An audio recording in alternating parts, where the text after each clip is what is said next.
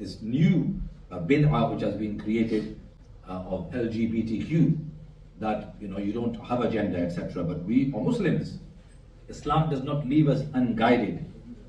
It tells you that your gender has been given to you by Allah.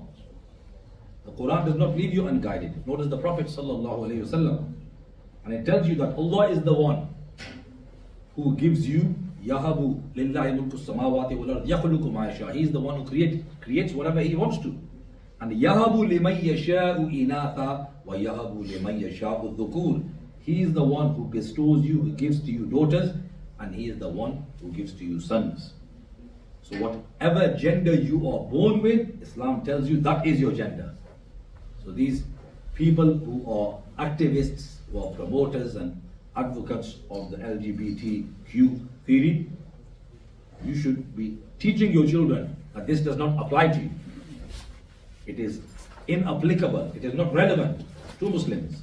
Yeah, but they are hearing it. Unfortunately, they are hearing it. And if you are not doing your homework with your children, you are not observing the command in the Quran, where Allah subhanahu wa ta'ala has said that Qu anfusakum, protect yourselves, wa ahlikum, and your families, meaning your wife and children, about whom you will be questioned. This is ki poochogi, from the fire.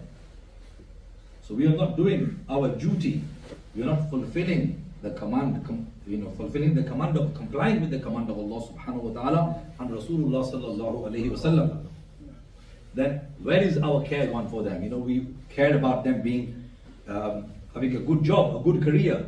We want them to be a doctor, an engineer, a dentist, an astronaut, and so on and so forth.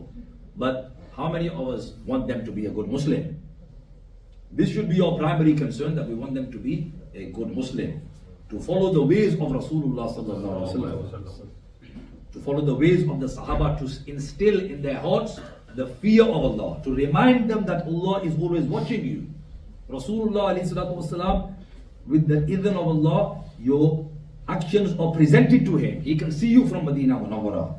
And we should be ashamed if we are doing bad deeds that Prophet Rasulullah say. He will be displeased. What will Allah say when we are disobeying Him? And this is what we need to instill in our children, the fear of Allah subhanahu wa ta'ala.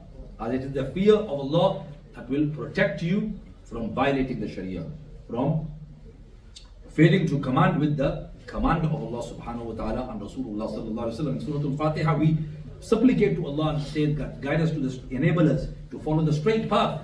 And the straight path is the one upon whom Allah bestowed His favor, which is the favor of Iman and doing amale salihat, performing good deeds. And then we say, do not make us follow the ones who earned your anger.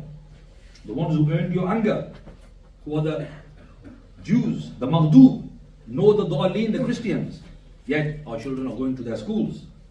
Sometimes we have options for them to attend Islamic schools, but we want to save money. It's all about money, but you should think that your greatest asset are your children, your family. They are your assets, not the money.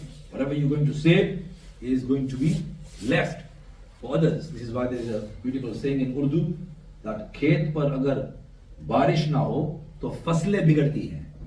खेत पर जब बारिश ना हो तो फसलें बिगड़ती हैं, और घर में अगर दीन ना हो तो नस्लें बिगड़ती हैं.